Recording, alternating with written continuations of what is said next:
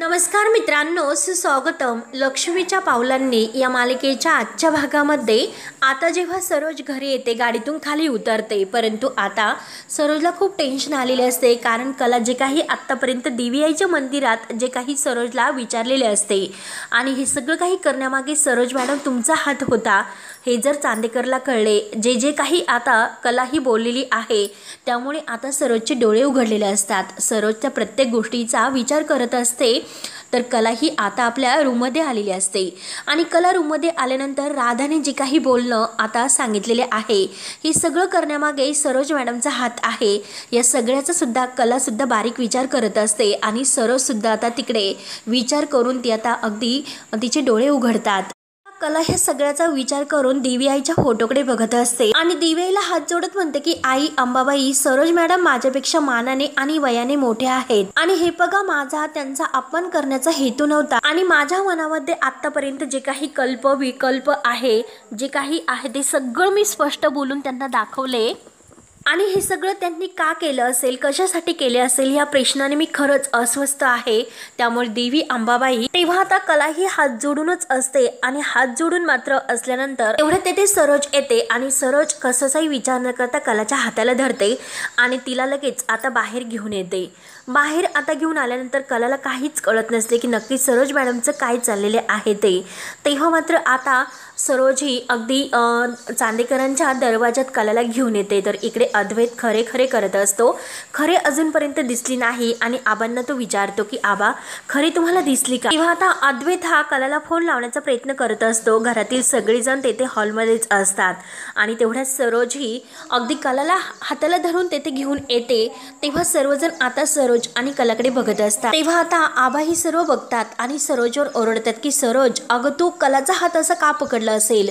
सर्वजण धावतच आता दरवाजाजवळ येतात. कुणाला काही कळत नसतं की नक्की काय झाले ते. आबा विचारत असतात की सरोज, अगं काय झाले? परंतु सरोज काही उत्तर देता सगळ्यांकडे बघत असते. कलाला सुद्धा काहीच कळत नसते की नक्की सरोज मॅडम असं का वागतात. तेव्हा आता कला आणि सरोज एकमेकींकडे जेव्हा बघतात तर सरोज कलाला म्हणते की हे बघ, लक्षात ठेव, चांदेकरांची आदर्श सून होण्याची इच्छा आणि माझ्या मुलाची आयुष्यभर साथ निभावण्यात तू जर चुकली, नापास झाली तर चांदेकरांशी असणारे कायमचे संबंध तुला तोडावे लागतील. तेव्हा आता कला म्हणते की मला मान्य आहे. कला विचारते की जर नाही चुकले तर दोन्ही बाजूने सुद्धा बोलायला हवे. तेव्हा आता सरोज सुद्धा उत्तर देते की तर मग कला खरे ही कायमची कला चांदेकर या नावाने ओळखली जाईल. तेव्हा आता हे ऐकून मात्र नैना, रोहिणी आणि राहुल यांना तर धक्काच बसतो. त्यांच्या पायाखालची जमीन सरकते.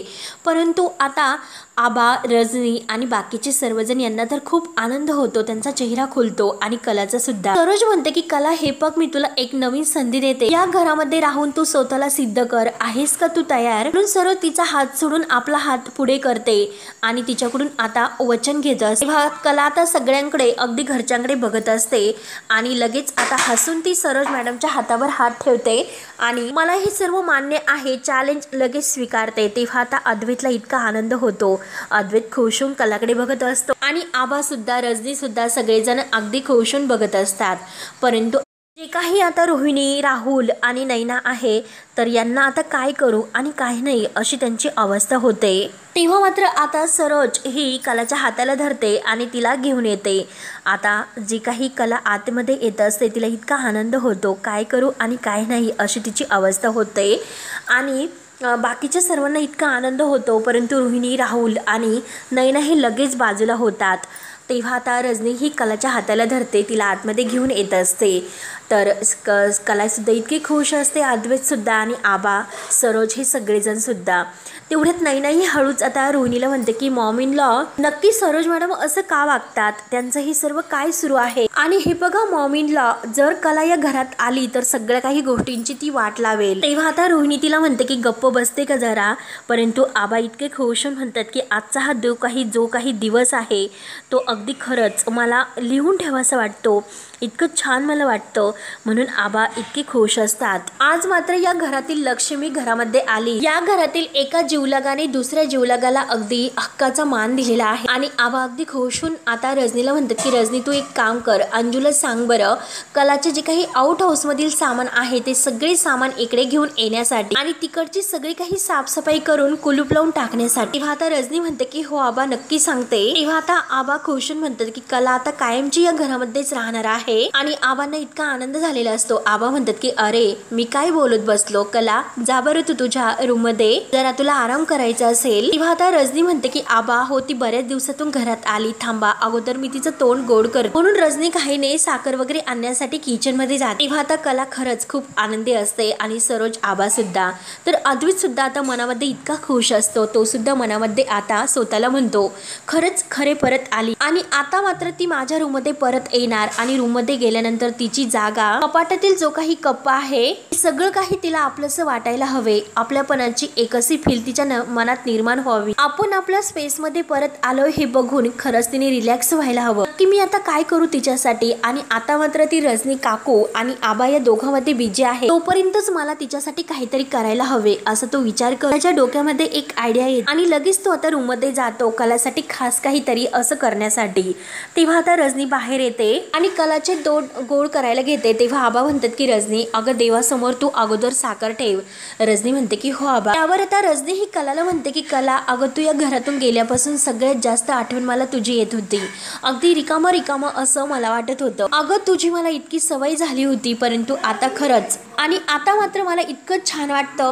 तेवढ्यात नाही हळूच आता रोहिणीला म्हणत असते की हे बघा मॉमिनला तुम्ही खूप टेन्शनमध्ये आहात मला माहिती आहे, पण तरीसुद्धा आता जे काही घडत आहे पण तरीसुद्धा मला असे वाटते की तुम्ही आत्ताच्या आत्ता सरोज मॅडमला जाऊन विचारावा की त्या असं का वागल्या असतील, त्यांनी असं का केलं असेल की डायरेक्ट कशाचाही विचार न करता त्या कलाला त्या घरात घेऊन आल्या, म्हणून जे काही झाले ते किती भयानक आहे याचा तुम्ही विचार केला का? आणि ती कला परत घरात आली हे सगळं खरंच किती इमॅजिन करण्यासारखं आहे, अगदी भयंकर आहे। तेव्हा आता रोहिणी ही नयनावर रागावते। रोहिणी म्हणते की हे बघ तुम्हाला शिकू नकोस, जे काही करायचे आहे तर ते मी स्वतः करेल, तुला काही सांगायची गरज नाही। तेव्हा रोहिणी लगेच आता सरोज जवळ येते आणि सरोजला म्हणते की सरोज वहिनी अगं तू हे काय केलंस, म्हणजे तू असं काहीतरी करशील हे मला स्वप्नात सुद्धा वाटले नव्हते। अगं सरोज वहिनी तुझी तब्येत बरोबर आहे ना, तू असं का वागतेस? तेव्हा मात्र सरोज आता रोहिणीलाच ओरडते। रोहिणीला म्हणते की तू गप्प बस, जे काही करायचं आहे ते मला तू शिकू नकोस आणि हे बघ डोकं ठिकाणावरच ठेवून हे सगळं काही मी केलेलं आहे, मला अक्कल शिकवायची काही गरज नाही असे बोलून आता सरोज ही रोहिणीला काहीच म्हणजे मान न देता कला रजनी आणि आबा यांच्यामध्ये येते।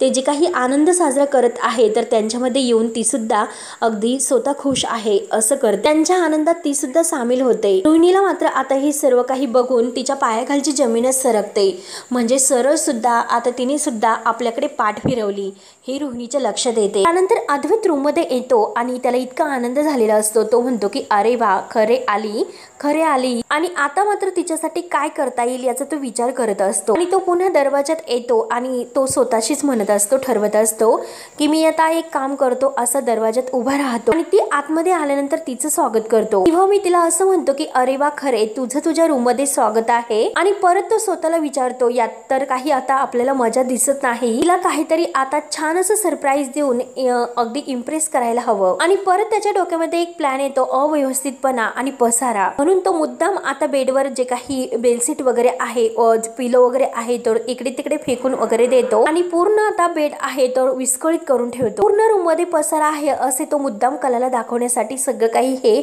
पसारा वाढून ठेवतो आणि आता मात्र अजून काय करायचं आहे, मी एक काम करतो, माझं जे काही कपाट आहे तर ते सगळे अख्खे कपाट मी तिला देते। त्यानंतर आता रूम मध्ये येण्या अगोदर कला ही पहिली पायरी जेव्हा जिन्याची चढायला सुरुवात करते तेव्हा तिला आता अद्वैत बरोबरचे ते क्षण आठवतात। आतापर्यंत दोघांनी एकत्र जे काही भांडणाचे क्षण घालवले एकमेकांना जेव्हा, तर अद्वैत तिची काळजी घेता घेता तिला प्रेमाचा घास सुद्धा भरवलेले आहे हे सगळं काही तिला आठवते। ती एक एक अद्वैतची आठवत आता ती पायरी वर चढत असते। मला या सगळ्याचा विचार करून आता मनामध्ये म्हणत असते की कोणी कितीही काही म्हणो शेवटी हे घर आता माझे झालेले आहे। आणि जेव्हा ती रूम मध्ये आली होती तर अद्वैत तिच्यासाठी जेव्हा गादी घेऊन आला होता हे सगळं काही तिला आठवते। संगीताचे बोलणे सुद्धा तिला आठवते। संगीता म्हणलेली असते की हे बघ तू काही पण म्हणा कला, परंतु जावई जावई बापू खरंच खूप मनाने चांगले आहेत, अगदी 1,00,000त असा तो माणूस आहे। जावई बापू एकदम असे फणसासारखे आहेत। फणस कसा असा बाहेरून काटेरी असतो परंतु आतमधून तो किती नरम आणि अगदी गोड असतो, तसे जावई बापू आहेत। हे सगळं काही कलाला आठवून तिच्या डोळ्यामध्ये पाणी येत असते।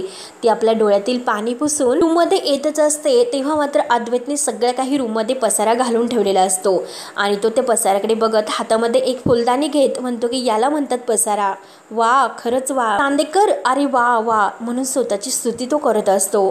पसारा करण्यामध्ये तू तर एक्सपर्ट आहे, आता कसं अगदी घरासारखे वाटतंय आणि घराला घर पण मिळते। त्यानंतर आता सरोज ही आपल्या रूम मध्ये आलेली असते आणि लगेच रोहिणी तिच्या मागे येते, दरवाजा लावून घेते। आता रोहिणीचा इतका राग अनावर झालेला असतो, ती रागाने सरोजला म्हणते की सरोज वहिनी आत्ताच्या आत्ता मला तुझ्याशी बोलायचे आहे, परंतु सरोज मात्र लॅपटॉप मध्ये काहीतरी काम करत असते। ती काही रोहिणीला म्हणजे तिचा आवाज न ऐकूला आल्यासारखं करत असते आणि मुद्दाम रोहिणीशी काहीच बोलत नसते। तेव्हा आता रोहिणीची खूप चिडचिड होते।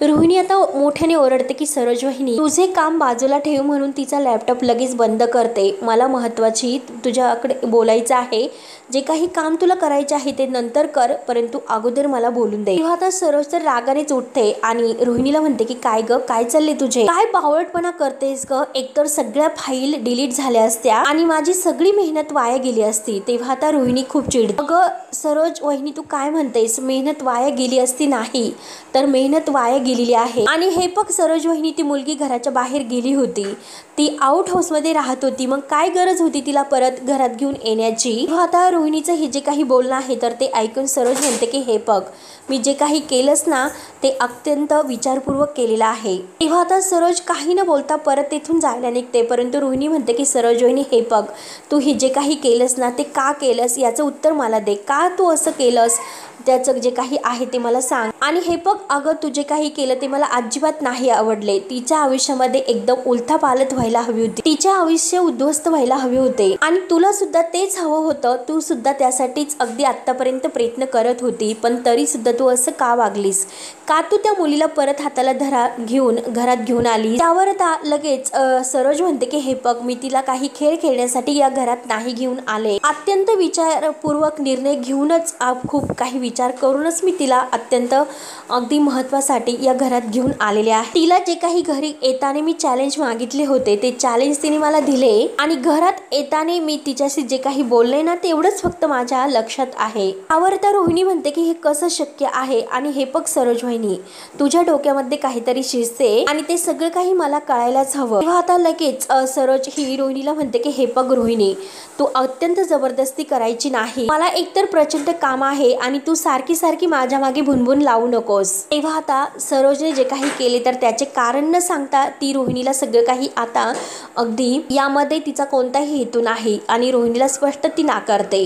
रोहिणीला आता इतका सरोजचा राग येतो आणि सरोज काही न लगेच आता बोलता बाहेर निघून गेलेली असते। तेव्हा आता रोहिणीच्या लक्षात येते की म्हणजे नक्कीच या कलापुढे सरोज वहिनीने हार मानलेली आहे, परंतु मी मात्र सरोज वहिनीसारखं नाही वागणार, मी इतक्या लवकर हार नाही मानू शकत। आता मात्र जे काही सरोज वहिनी करणार नाही ते सगळं काही मी करेल, त्यामुळे जे काही आता आहे तर कला खरे इला मी शेवटी उद्ध्वस्त करणार। त्यानंतर आता कला ही अगदी दरवाजाजवळ आलेली असते आणि ती दरवाजा उघडायला लावणार तोच लगेच तिला मागचे क्षण आठवतात की अद्वैत तयार होत असताना जे काही तिने आपला त्याचा सूट काढून ठेवलेला असतो तिच्या आवडतीचा तर अद्वैत तोच घालून बाहेर आलेला असतो। तेव्हा कलाला खूप आनंद झालेला असतो, तर अद्वैत मात्र आतमध्ये या अगोदर अगदी परफेक्ट सगळं काही असायचं, इस्त्री वगैरे केलेली चादर वगैरे, आणि असं करता करता तेव्हा त्याच्या लक्षात येते की नक्की खरे आली म्हणून, आणि तो आता जे काही फुलं आहे तर ती फुलं हातामध्ये घेतो आणि अगदी त्याचा एक छान असा सेंट घेऊन तो आता म्हणतो की ए खरे अगं खरे ए तू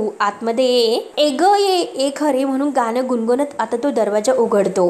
तेव्हा कला ही दरवाजात उभी असते। तेव्हा कलाला खूप आनंद होतो, तर अद्वैत लगेच म्हणतो की स्वागत आहे। तेव्हा कला ही खुश होऊन अद्वैतकडे बघून हसते आणि तेव्हा मात्र समोर जी काही वस्तू ही अद्वैतने टाकलेली असते तर त्यावरून आता कलाचा पाय घसरतो आणि ती जोरात बेडवर जाऊन पडते आणि तिच्या हाताला जर असा अगदी थोडासा हिसका बसतो, तेव्हा अद्वैत म्हणतो की स्वागत आहे. आणि आता अद्वैत मुद्दा म्हणतो की हे तर मी प्लॅनमध्ये केलंच नव्हतं. तेव्हा कला आता समोर जो काही पसारा आहे तो पसाराकडे अगदी सारखी बघतच असते आणि ती आता अद्वैतवर ओरडते की चांदेकर, अरे काय आहे, किती हा पसारा, अशी अपेक्षा नव्हती तुझ्याकडून, एवढा पसारा तू घालून ठेवलास. तेव्हा अद्वैत तिच्या समोर ते फुलं धरतो तर कला ही बाजूला करते आणि म्हणते की अरे हा पसारा नाही तर काय आहे बरं, अरे अगदी डोक्यावर पडल्यासारखं तू हे काय जे काही बोलतो ना ते बोलू नकोस. तेव्हा आता अद्वैत म्हणतो की अगं तू असं काय बोलतेस, हे जे काही मी केलं तर ते तुझ्यासाठी वेलकम असं डेकोरेशन आहे आणि तू त्याला पसारा का म्हणतेस, आणि हे बघ अगं तुला पसारा आवडतोस ना म्हणून मी हे सर्व केले. तर कला म्हणते की हे बघ उगाच काही असं भलतं बोलू नकोस, मला अजिबात पसारा आवडत नाही आणि मला सगळं काही अगदी हल्ली व्यवस्थित टापटीपणा आणि सगळं काही अगदी स्वच्छ वगैरे लागतं. म्हणून कला लगेच आता तो पसारा आवरायला घेते, कामाला लागते. म्हणते की हे बघ पसारा हा शब्द सुद्धा मला सहन होत नाही आणि हा पसारा काय घालून ठेवलास मी येथे नसताना, मी या रूम मध्ये नाही गेल्यापासून तू खरंच किती बिघडलेला आहे, या पसाऱ्यावरून सगळं काही स्पष्ट लक्षात येते. हे बघ आता हे जे काही कपडे आहे तर ते कपडे सगळे तू घडी करायला घे, तोपर्यंत मी बेडवरील आवरते. आणि कला ही पसारा आवरत असते तेवढ्यात तेथे अंजू येते. अंजू म्हणते की कलाताई घ्या ही तुमची बॅग. परंतु अंजू मात्र जेव्हा हा पसारा बघते, एवढा पसारा, आणि मी तर सकाळी सगळं काही पसारा आवरलेला होता आणि हे सगळं काही भूकंप आल्यासारखंच झालेलं आहे आणि हे सर्व कशामुळे झाले असं विचारते तर अद्वैत लगेच म्हणतो की तिच्यामुळे. तेव्हा आता कला म्हणते की याच्यामुळे, तर अद्वैत म्हणतो की नाही हिच्यामुळे. तेव्हा आता अंजूला काही कळत नसतं. अंजू विचारते की नक्की काय ते, तर अद्वैत अंजूला विचारतो की हे बघ अंजू, जेव्हा मी एकटा रूम मध्ये होतो तेव्हा कधी असा पसारा होता, तर अंजू म्हणते की नाही. तेव्हा ते ऐकून कला म्हणते की अंजू अगं मी तर आत्ताच आले, अगं मग मी पसारा कसं करेल. तेव्हा आता अद्वैत लगेच अंजूला म्हणतो की अंजू किती वर्ष झाली तू इथे काम करतेस. अंजू म्हणते की खूप वर्ष झाली. तेव्हा लगेच आता कला म्हणते की अगं अंजू तू तर मला चांगली ओळखते. तेव्हा अंजू म्हणते की हो ना खूप चांगलं. तेव्हा अद्वैत म्हणतो की पण मी. तेव्हा कला लगेच अद्वैतला म्हणते की हे बघ तू कारण देऊ नको, पण वगैरे तिला काही सांगू नकोस, तू कारण देऊ नकोस. तेव्हा हे सगळं काही केलेलं आहे ना ते तूच केलेले आहे. तेव्हा आता अद्वैत म्हणतो की मी माझ्याच घरामध्ये राहतो आणि तुला कशाला कारण देईल बरं. म्हणून कला आणि अद्वैत या दोघांमध्ये पुन्हा लुटूपुटूचं भांडण सुरू होते. तू तू मी करत असतात. तेव्हा आता अंजू म्हणते की हे बघा दोघेही शांत व्हा, दोघे आराम करा, तोपर्यंत मी सगळं काही आवरून देते. कला म्हणते की नाही अंजू मी आवरते. तेव्हा अंजू बाहेर जाते तर कला ही अद्वैतला म्हणते की अरे आता काय बघतोस, चल आवरून घे. तेव्हा कला ही तिची बॅग घ्यायला जाते तर अद्वैत तिला म्हणतो की अगं आता आवरायचं सोडून तू तिकडे कुठे गेलीस. तेव्हा कला म्हणते चांदेकर साहेब अहो तुमचा पसारा तुमचे कपडे वगैरे आहे ते व्यवस्थित ठेवून झाले, परंतु माझी बॅग मात्र आता कुठे ठेवायची आणि माझी बॅग ठेवण्यासाठी कुठली जागा परफेक्ट आहे याचा विचार मी करते. तेव्हा लगेच आता अद्वैत कपाट उघडून दाखवतो आणि तुझ्यासाठी अख्खं कपाट मी उघडं केलेलं आहे, मोकळं केलेलं आहे, तू तेथे सगळं काही तुझी बॅग वगैरे कपडे ठेवू शकते. तेव्हा आता कला म्हणते की हे बघा मी तुमच्या कपाटात कपडे नाही ठेवू शकत. तेव्हा आता अद्वैत म्हणतो कपडे व्यवस्थित एका ठिकाणी लावलेले आहे आणि तू येथे कपडे ठेवू शकते, मला काही प्रॉब्लेम नाही. तर कला आता अद्वैतकडे एकटक बघत असते आणि अद्वैतला म्हणते की अरे किती काही झाले तरी शेवटी हे कपाट तुझेच आहे. आता अद्वैत म्हणतो की हे बघ तुम्हाला जास्त आणखी बोर करू नकोस, एकतर खूप बोर होते.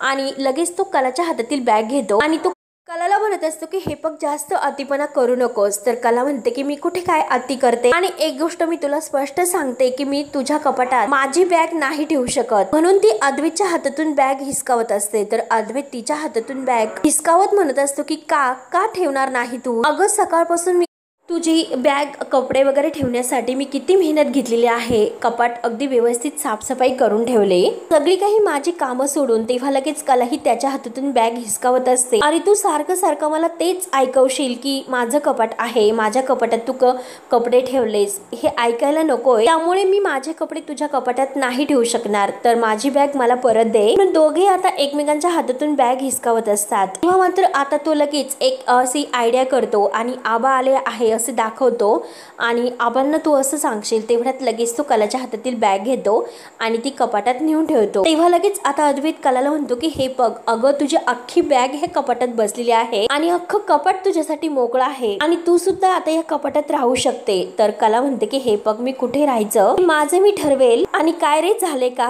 कपाटात बॅग ठेवली तर सगळं काही झाले का, आणि जर तसं काही असेल तर बॅग इकडे दे, मी माझ्या सोयीने ती बॅग तेथे ठेवते आणि सगळं काही माझ्यासाठी सोपं जाईल. तेव्हा आता अद्वैत म्हणतो की अगं मी काय करू असं तुझं म्हणणं आहे। तेव्हा आता कला म्हणते की अरे कपाटात बॅग ठेवण्यापेक्षा बॅगमधून कपडे काढ आणि ते कपडे आपण व्यवस्थित जेव्हा कपाटात लावतो तेव्हा आता अद्वैत म्हणतो की एवढंच ना, ठीक आहे मी सगळे काही कपडे काढतो आणि ते कपाटात व्यवस्थित ठेवतो आणि तो अख्खी जी काही बॅग आहे तर ती बॅग हातात घेतो, त्यामधील जे कपडे काढत असतो तर त्यातून काहीतरी अगदी कपडे खाली पडतात। तेव्हा आता कला म्हणते की अरे नीट ठेव, तर अद्वैत म्हणतो की हो हो नीटच ठेवतो, परंतु सगळे काही कपडे खाली पडतात आणि बॅग मधून तो कपडे काढून असे तो कपाटात फेकत असतो। तर कला ही त्याच्यावर ओरडते की चांदेकर अरे किती हा धसमुसळेपणा आहे, कसा वागतोस, कसे ते कपडे ठेवतोस। तेव्हा आता अद्वैत म्हणतो की अगं एवढं काय आहे त्यात, आणि ते कपडे आहे बॅग मधील सगळे काही तो कपाटात ठेवून देतो आणि बॅग मात्र कलाकडे फेकून देतो। तेव्हा कला ही त्याच्यावरच ओरडते आणि म्हणते की अरे काय बॅग अशी फेकतात का। तेव्हा अद्वैत म्हणतो की त्यात काय इतकं, तर कला म्हणते की त्यात काही इतकं नाही, शिस्तीत वागावं लागतं आणि यापुढे सगळ्या काही गोष्टी मला शिस्तीत लागतील, अगदी व्यवस्थित। आणि चल बाजूला हो, मी माझं कपाट सगळं काही आवरते, मी माझं कपाट आवरते तोपर्यंत तू तुझे कपडे आवरून घे, एक गोष्ट तुला व्यवस्थित करता येत नाही। तर अद्वैत तिच्याकडे बघत असतो, तर कला म्हणते की हे बघ माझ्याकडे बघू नकोस, अगोदर कपड्यांच्या घड्या घाल। म्हणून कला ही तिच्या सगळ्या काही साड्या व्यवस्थित ठेवत असते। अद्वैत त्याच्या कुर्त्यांच्या जे काही घड्या आहेत तर त्या अगदी व्यवस्थित घालत नसतो। तेव्हा कला ही त्याच्यावर ओरडते की चांदेकर अरे जरा लक्ष दे, अरे पांढऱ्या रंगाचा कुर्ता आहे तो आणि असा ठेवतात का, थांब मी तुला घडी कशी करायची आहे दाखवते। म्हणून एक एक कपडा ही परत ती त्याच्या अंगावर टाकत असते आणि कपड्यांच्या घड्या करायला घेते आणि तेवढ्यात कलाच्या मोबाईलवर कॉल येतो, संगीताचा कॉल असतो। तेव्हा कला आता कॉल घेते आणि बोल आई असं म्हणते। तेव्हा मात्र आता संगीता तिला काहीतरी खायला पाठवत असते, तुझं जेवण वगैरे झाले का असं विचारते। तर कला फक्त आता घड्या घालता घालता हु हु असं करत असते। तेव्हा आता लगेच अद्वैत म्हणतो की काय ग हु हु काय करतेस, व्यवस्थित बोल ना, म्हणून तो तिच्या हातातील कुर्ता हिसकावून घेतो। तेव्हा आता संगीताच्या लक्षात येते की म्हणजे जावई बापू सुद्धा कला शेजारी आहेत आणि तेव्हा कला ही त्याच्यावर ओरडत असते की हे बघ मी तुझ्यापेक्षा चांगली घडी घालत होते, म्हणून कला ही त्याच्या हातातून पुन्हा तो कुर्ता घेते। संगीता आता हे दोघांचं बरोबर जे भांडण सुरू आहे तर ते ऐकत असते। कला ही म्हणते की अरे इतका मोठा कपड्यांचा ढीग तू घालून ठेवला, कोण आवरणार। तेव्हा आता संगीता हे ऐकते आणि विचारते की कपड्यांचा ढीग म्हणजे, अगं कला तुम्ही कुठे आहात। तेव्हा आता कला म्हणते की आई आमच्या खोलीत। तेव्हा आता संगीता म्हणते की काय म्हणजे तू तुझ्या घरामध्ये गेलीस का, अगं जावई बापू तुझ्याकडे आले की तू तिकडे गेलीस। तेव्हा आता कला म्हणते की अगं आई मीच इकडे घरी आलेले आहे। तर ते ऐकून मात्र संगीताला खूप आनंद होतो। संगीता खुशून म्हणते की अगं कला काय सांगतेस, आणि अंबाबाईच पावली असं म्हणायचं, आणि कला तू एकदा इकडे घरी आल्यानंतर मी पहिल्यांदा तुझी नजरच काढते बघ। तेव्हा आता कला म्हणते की हो ग आई, परंतु हा चांदेकर बघ ना आई, अगं इस्त्री केलेले कपडे आहे आणि हा चांदेकर बघ ना कसा खाली लोळवतो। तेव्हा आता लगेच अद्वैत संगीताला म्हणतो की नाही हो मिसेस खरे, मी सगळं काही असं करू शकतो का, हे सगळं काही इने केलेले आहे आणि जरा कपड्यांना धूळ लागली होती, परंतु इने साफ करताना मात्र आणखीन धूळ लावून ठेवली। तेव्हा कला म्हणते की काय बोलतोस मी, आणि तू खोटं बोलू नकोस। तेव्हा संगीता आता यांचं हे भांडण ऐकून म्हणते की ऐका जरा माझं, आणि तुमचं हे काय चाललेले आहे, तुझं माझं जमेना आणि तुझ्या वाचून करमेना। तुम्ही जवळ एकमेकांच्या असतात तेव्हा एकमेकांशी भांडत असतात, परंतु लांब गेल्यानंतर एकमेकांच्या आठवणीत झुरत असतात। त्यामुळे कला तूच गप्प बस आणि जरा जावई बापूंचं ऐकून घे। तेव्हा आता कला म्हणते की हो तेच करते, आणि काय ग आई तुझी जावईची बाजू घेऊन झाली का, मग ठेवू का आता फोन। संगीता म्हणते की हो हो ठेव ठेव। तर अद्वैत लगेच म्हणतो की बाय बाय मिसेस खरे। तेव्हा कला ही त्याच्याकडे रागाने बघत असते, तर संगीता आता फोन कट करते आणि कला ही अद्वैतकडे एकटक बघत असते आणि अद्वैत तिच्याकडे। त्यानंतर मित्रांनो शेवटी हा भाग येथेच संपतो। तर पुढील भागामध्ये आता कला या घरात आल्यामुळे रोहिणी, राहुल आणि नयना यांना खूप टेन्शन येते। राहुल आता रोहिणीला आणि नयनाला सांगत असते की मम्मा हे बघ यापुढे मात्र आपल्याला खरंच आता खूप असं सतर्क राहावं लागेल, काही प्लॅन्स आपल्याला करायचे आहे तर त्या कलाच्या विरोधात करायचे आहेत, आणि हे प्लॅनमुळे काही झाले तरी शेवटी आपल्याला तिला सगळ्यांच्या समोर तोंडावर पाडायचं आहे। त्यानंतर मात्र कला आणि अद्वैत ऑफिसमध्ये असतात आणि जे काही आता ती केस आहे त्याबद्दल ते आता शोधाशोध सुरू करत असतात, आणि तेवढ्यात कलाला आता अद्वैत अरे जेव्हा सारडा यांचं जे काही आपण त्यांना दागिने दिले होते आणि ती जी काही केस सुरू होती तर त्यावेळेस मात्र आपण जे काही ते हिरे खरेदी केले होते तर रिसीट आपण शोधत होतो, हे तुला आठवते। इतका वेळ ते रिसीट राहुलकडे होते, तेव्हा मात्र आता कलाला आणि अद्वैतला राहुलचा संशय आलेला असतो। हे सगळं काही आता राहुलच करत आहे यावर आता अद्वैत आणि कलाचा विश्वास बसतो, कारण ते रिसीट राहुलकडे सापडलेले असते। तेव्हा मित्रांनो पुढे काय होते हे बघण्यासाठी आपल्या चॅनलला नक्की तुम्ही सबस्क्राईब करत राहा.